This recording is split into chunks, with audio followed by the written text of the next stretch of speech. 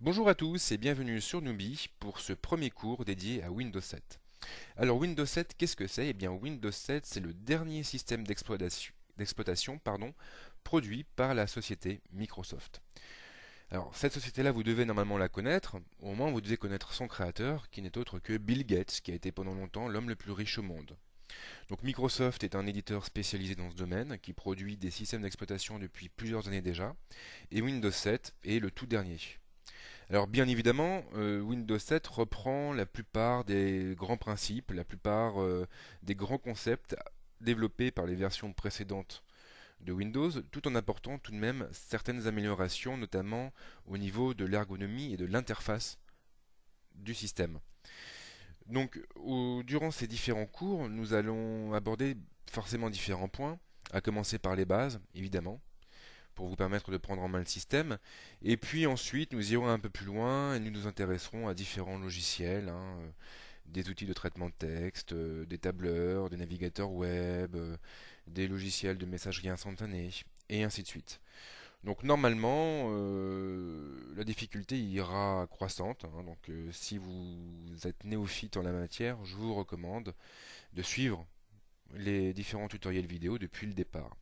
Alors, une fois que vous avez démarré votre machine, au bout de quelques secondes, ou même parfois de quelques minutes, vous êtes redirigé vers cet écran d'accueil. Alors, précisons que chez vous, l'écran peut être légèrement différent, car en effet, l'utilisateur a la possibilité de personnaliser son environnement de travail.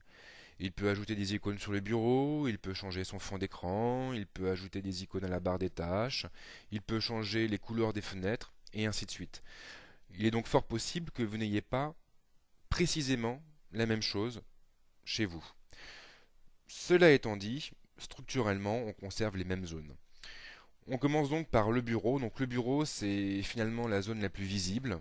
Donc c'est toute cette partie de l'écran. Donc c'est tout l'écran à l'exception de la barre des tâches.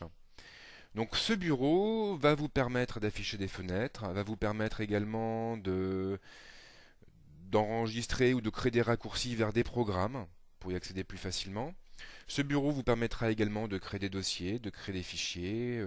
Vous pourrez aussi ajouter des widgets, comme ici sur la partie de droite. Et donc vous pourrez le personnaliser à votre guise. Plus bas, nous avons la barre des tâches. Donc la barre des tâches, c'est cette longue barre grise constituée de différentes icônes. Cette barre des tâches est primordiale, c'est un petit peu le centre névralgique de votre système. Elle vous permettra en effet d'accéder au menu démarrer, ici présent, mais aussi à plusieurs programmes donc qui sont accessibles ici sous la forme d'icônes très visuelles, mais également à diverses informations comme l'heure ou encore la date.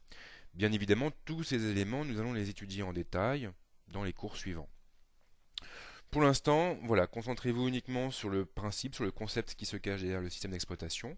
Donc retenez juste qu'un système d'exploitation, c'est un gros logiciel qui vous permet d'installer d'autres logiciels et finalement d'avoir la mainmise sur votre ordinateur. Retenez également que Windows 7 apporte quelques innovations par rapport aux versions précédentes, mais qu'il repose sur les mêmes concepts.